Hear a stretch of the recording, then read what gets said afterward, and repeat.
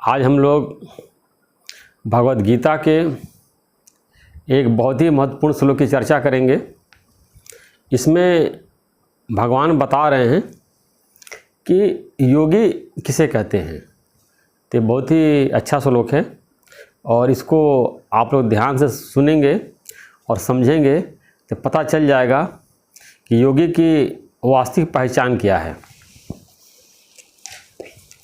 ये भागवत गीता के 6ठे अध्याय का 4 नंबर श्लोक है। श्लोक इस प्रकार है। जिस काल में न तो इंद्रियों के भोगों में और न कर्मों में ही आसक्त होता है, उस काल में सर्व संकल्पों का त्यागी पुरुष योगारूढ़ कहा जाता है। अब यहाँ 3 बातें बताई गई हैं कि जिस काल में, जिस समय कोई भी व्यक्ति इंद्रियों के भोगों में आसक्त नहीं होता, ये पहला पॉइंट है कि जो ये 10 इंद्रियां हैं और ये इंद्रियों के विषय हैं, इन विषयों में वो आसक्त नहीं होता है।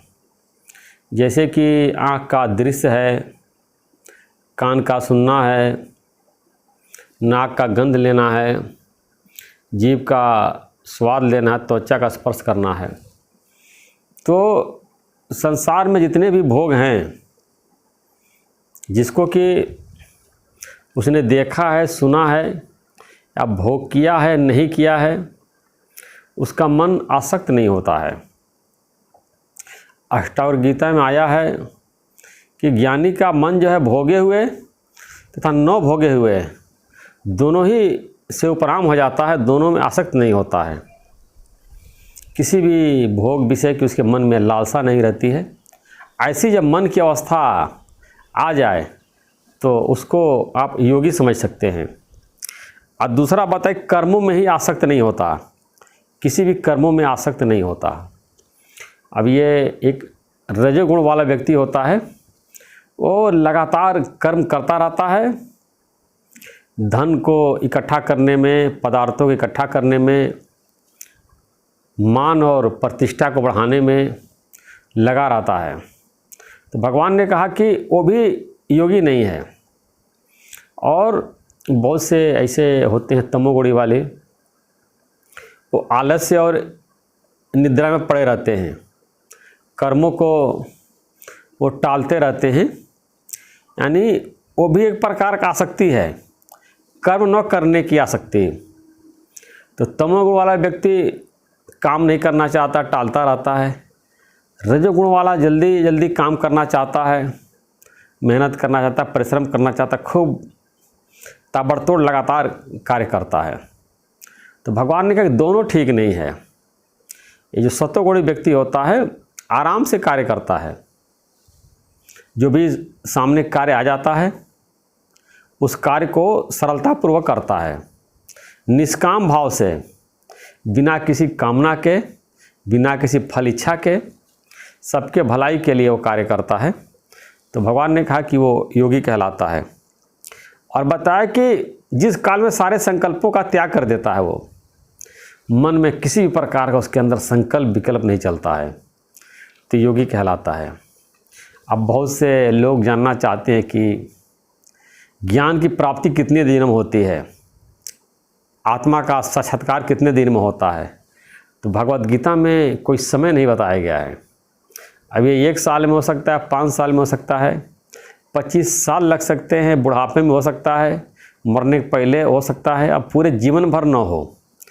तो अगर आपको ये जानना है कि आपको ज्ञान प्राप्त हुआ है नहीं, आप योगी हैं नहीं, आप मुक्त हैं नहीं, आपको अपने परमात्मा का साक्षात्कार हुआ है कि नहीं हुआ है, आपके अंदर से ज्ञान निवृत्त हुआ है कि नहीं हुआ है, आपको इन 3 बातों को चेक करना आवश्यक है।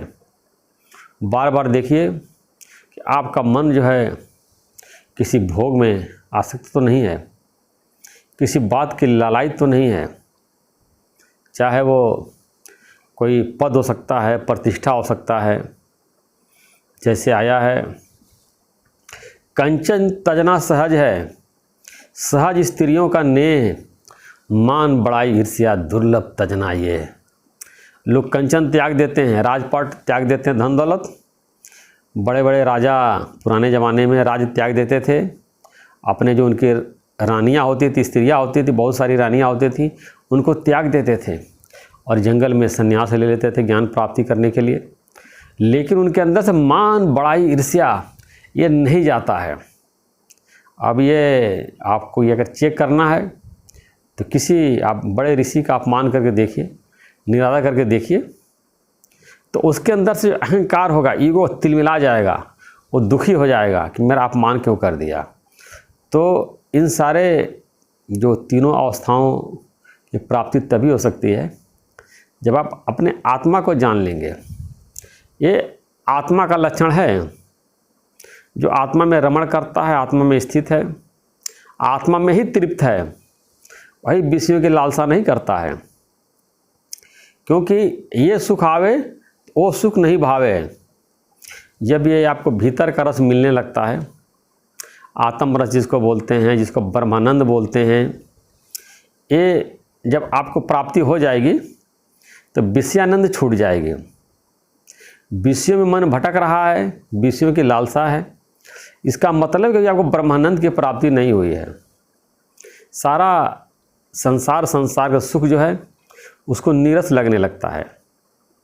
ऐसा नहीं कि उसने ज़बरदस्ती त्याग किया है, ये स्वतः उसके मन में इंद्रियों का जितने भोग हैं, भोग निकल गया, भोग इच्छा निकल गई, ये कर्मों में आसक्ति नहीं है, किसी भी प्रकार का संकल्प विकल्प में चलता है, निर्विकल्प समाधि में है और हमेशा अपने स्वरूप में स्थित है। यही योगी की पहचान है। बाहर से गेरुआ वस्त्र पहन लेने से, हिमालय पर चले जाने से, गुफा में निवास करने से, घर छोड़ने से, परिवार छोड़ने से, वस्त्र बदलने से कोई भी योगी नहीं हो जाता है। जैसे एक दोहा आया है, मन ना रंगाए जोगी, रंगाई लिए कपड़ा, दाढ़ी बढ़ा के हो गए ले बकरा। योगी ने अपना मन नहीं रंगा, कपड़ा रंग लिया और दाढ़ी बढ़ा के बकरा हो गए। तो कपड़ा नहीं रंगना है, दाढ़ी नहीं बढ़ाना है, जटा नहीं बढ़ाना है, सिर्फ मन को चेंज करना है।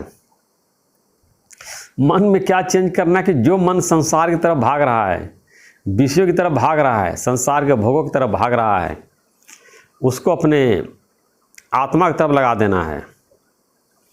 मन जो है शांत तभी होगा जब अपने आत्मा के स्वरूप में स्थित हो जाएगा।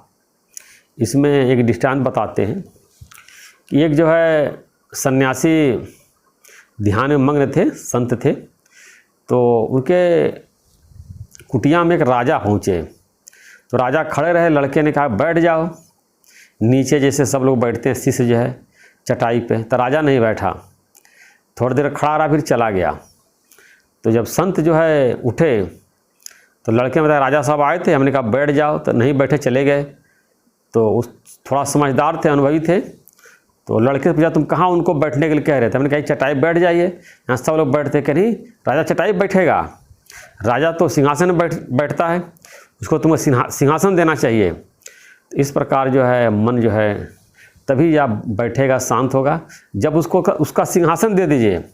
उसका सिंहासन है आत्मपद, आत्मा को पा करके ही मन तृप्त हो जाएगा। और जब तक उसको विषय में भटकाते रहेंगे, संसार में दौड़ लगाते रहेंगे, कभी भी वो तृप्त नहीं होगा। जितना आपके अंदर हो जाएगी और ज़्यादा इच्छा उत्पन्न आपके अंदर हो जाएगी। अभी आपके पास कुछ नहीं है तो लखपति बनना चाहेंगे, लखपति करोड़पति, करोड़पति अरबपति, अरबपति से खरबपति, दुनिया में हमसे ज़्यादा कोई अमीर ही ना हो। ऐसी मन की दौड़ है। मन शांत तभी होता है जब उसको आत्मज्ञान हो जाता है, अपने आत्मा को जान लेता है, प्राप्त कर लेता है। एक दोहा और आया है, माया मरी न मर मरा, मर मर गया शरीर। माया मरी न मन मरा, मर मर गया शरीर। आशा तृष्णा ना मरे, कह गए दास कबीर।